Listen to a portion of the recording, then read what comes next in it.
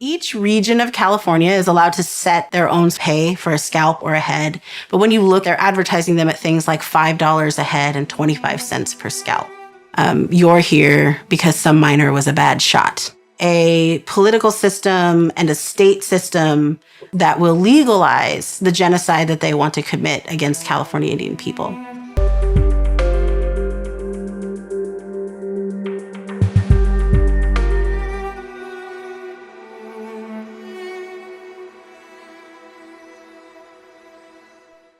For California Indian history specifically, I think it's important for people to know that California has always been a populous place. It's home right now to 109 to 111 tribes, but back then you're talking about tribes everywhere.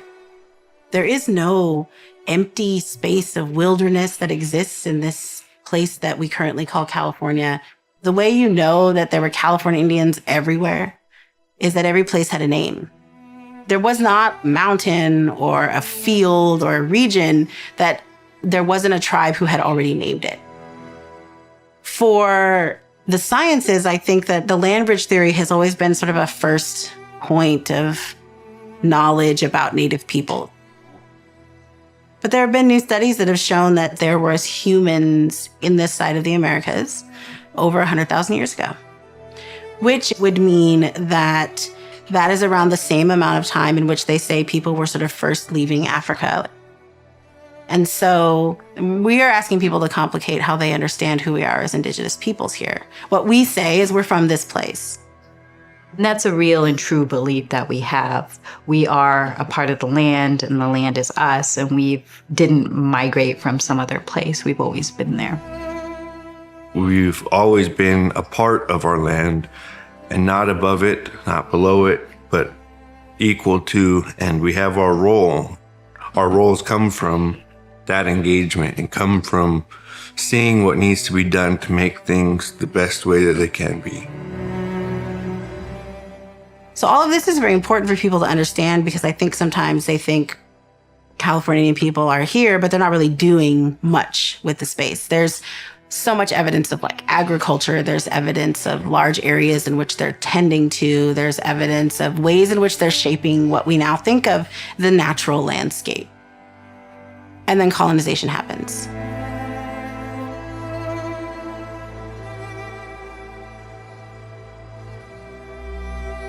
Most Californian scholars, they call it invasion. So we're being invaded.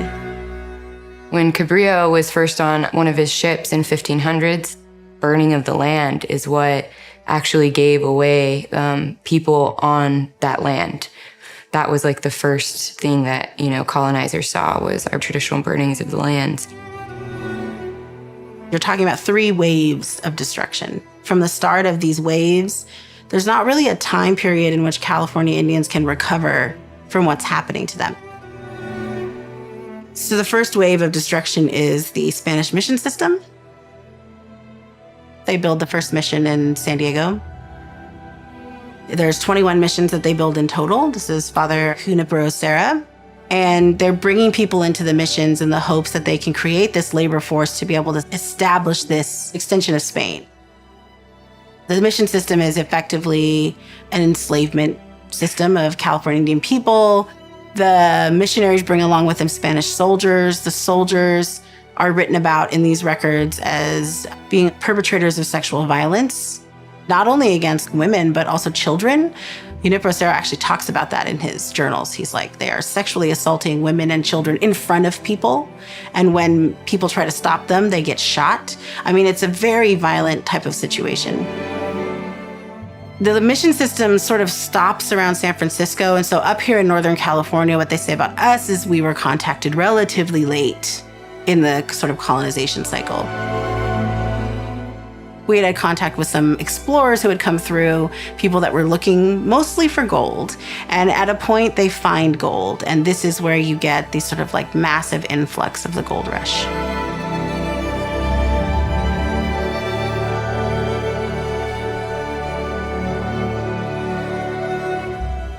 And it just came like overnight, and it came in hard.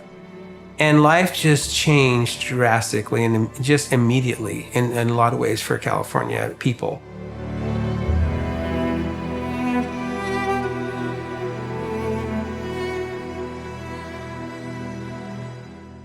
They're not here so that they can set up a colony or so that they can establish a labor force. They want gold.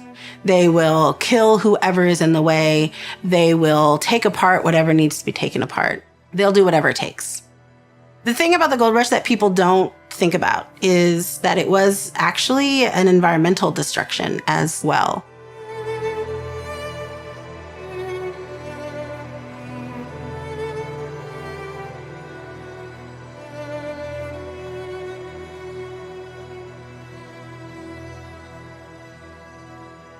Our first lieutenant governor, Peter Burnett, saw this huge population of Indians in the state. And so he's the one that, charged the war of extermination on the California Indians. And we lost, probably around 80% of our total population in just a short period of years. The early settlers wanted the resources. They wanted what would make them rich faster. But instead of asking the tribe to help them or assist them, they said, well, since the tribe probably won't just give it to us, we're just going to wipe them out. We're going to massacre them. We're going to take everything for ourselves.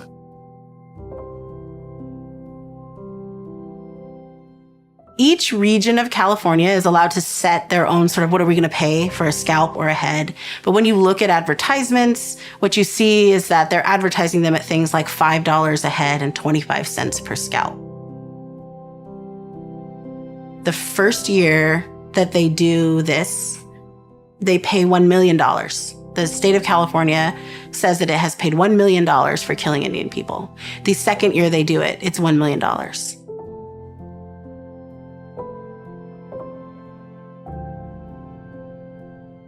And then on top of that, they are setting up a political system and a state system of laws and governance that will legalize the genocide that they want to commit against California Indian people. In this region, every single tribe in this region would have some kind of stories about the violence that came out of the gold rush. My great-grandfather, his family is from Kadu country. His great-uncle his mom had lived through the gold rush, and he was born sort of like at the tail end of this period of time. And he would always say to my mother, remember, granddaughter, you're here because some miner was a bad shot. Like, that's how close it is to who we are. When modern contact, we had to forget about all our relations. We had to forget about all the sciences, and we had to forget about all the philosophies. We had to forget about everything that was ingrained from us for thousands of years to a shattered existence.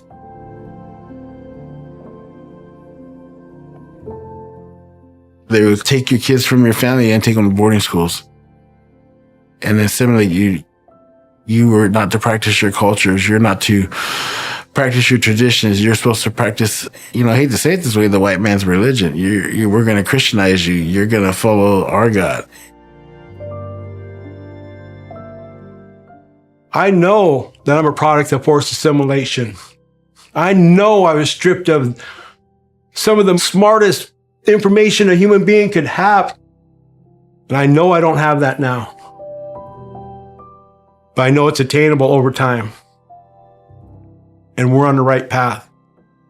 There's all these great moments of Native people making sure that they were trying to hold on to things, like fighting back and making plans for the future. It's palpable in Humboldt County. The Native American community, and especially the Wiyats and the surrounding tribes, were put through a lot. It wasn't just the Wiyats, it was Hurok, Hoopa, Creek. We were all put through a lot during the early years. Here we are, we're growing. We're becoming a stronger nations. We're working together with each other to create a positive thing. And not only us working with each other's sister tribes, we're working with the cities, the governments that surround us, the schools, HSU, to make this more positive. My paternal grandmother was one of the founders of the Indian Tribal Education Personnel Program, ITEP, back in the late 60s and early 70s. Her and a bunch of other mothers and grandmothers, they were the ones that kind of started a lot of our other community programs, our healthcare programs, our education programs.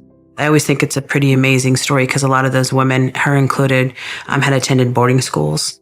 And for those women to come back from that and still understand that we needed health and we needed education and we needed a strong community.